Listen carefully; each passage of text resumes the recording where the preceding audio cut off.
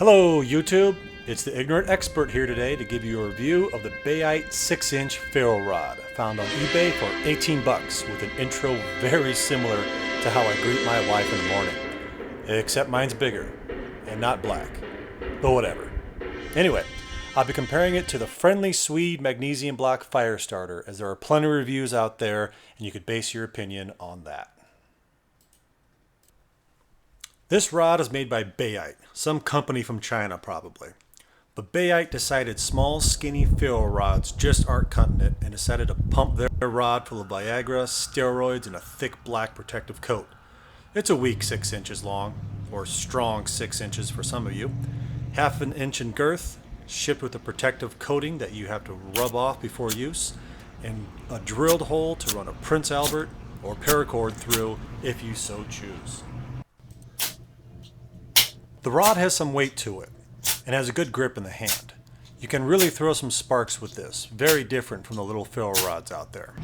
Comparing the Bayite to the Friendly Swede's flint rod is like comparing some high schooler's quick dick pic to an NFL player who decided that destroying other NFL players was no longer fun and wanted to destroy something else and join the professional porn industry.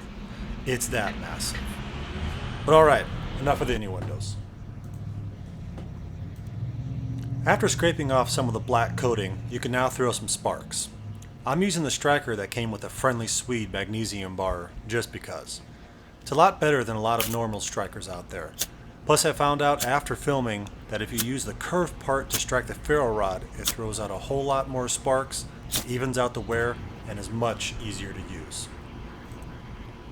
For comparison, in the bottom right corner, I'm using the flint from the Friendly Swede and the Bayite rod in the main screen. Here, I'm starting with a good old-fashioned cotton ball soaked in Vaseline. First try lit up the ball with the Bayite, and it took 4 strikes with the Friendly Swede. Char cloth from an old t-shirt.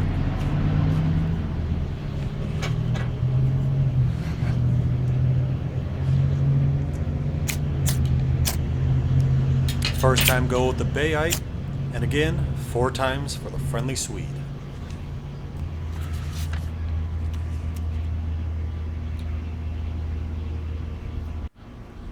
Paper towels.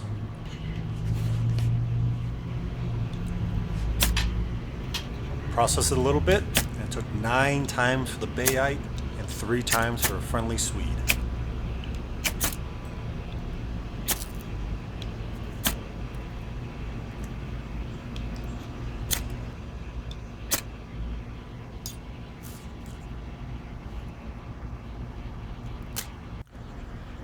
These are easy towels. I highly recommend buying these, and I'll do a review on them later. They come as small little tablets. Just add a few drops of water and they expand to a 9 by 10 inch baby wipe that will not tear. But when dry, great fire starting material. 3 strikes with the Bayite rod and a complete fail with the Friendly Swede. A lot of people do not know about this trick, but you could shave the ferro rod like a magnesium rod to help ignite stubborn tinder. You gotta go slow though, or you'll throw a spark and ignite the pile. It does not burn as long or as hot as magnesium, but from my experience, it lights up easier with the spark than the magnesium does.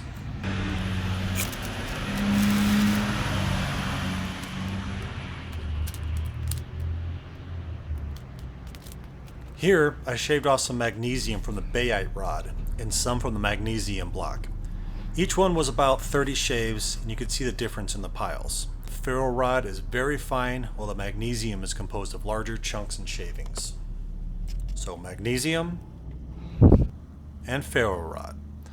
The magnesium catches after a few strikes, burns a little longer, and has that nuclear fallout like carbon floating through the air.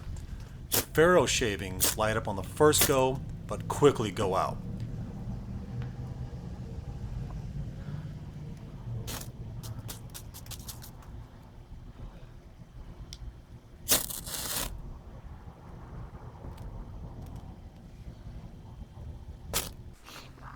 Final review. If you want a ferro rod that will outlast all other ferro rods, get this one. If you're on a budget, get this one. If you camp every now and then and want to just play around with a single ferro rod for the rest of your life, get this one. But if you make a living in bushcraft and start fires with damp or hard to light tinder regularly, or just have 40 bucks, get the Pathfinder School Rod. The Pathfinder rod will not last as long as the Bayite one because it has a higher percentage of magnesium and will wear down quicker. But it will also light up tinder a lot easier than the Bayite, so it's kind of a wash. After messing with this rod, I can tell you I'm very impressed with what this $18 rod could do. If you're in the market for a good ferro rod, I would highly recommend getting this.